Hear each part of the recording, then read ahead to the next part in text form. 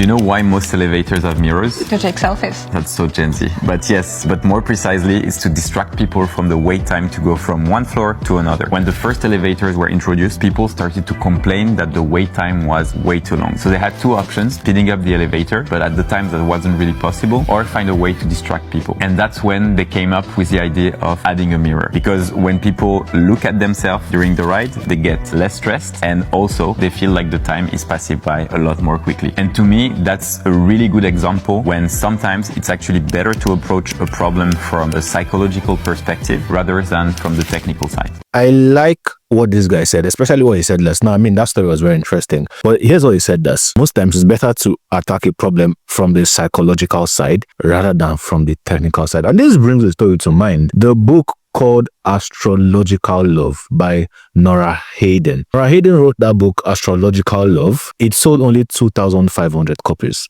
A lot of people did not buy it. Years later, a man picks up this book, he reads it, he loves the content, and then he buys the rights of the book from Nora Hayden.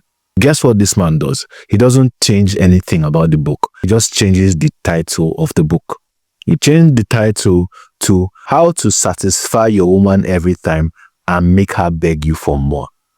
Guess what?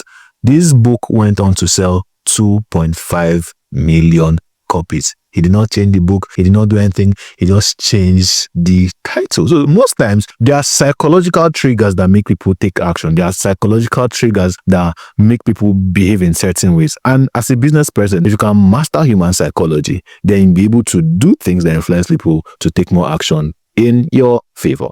Hope this makes you well. See you next one and cheers.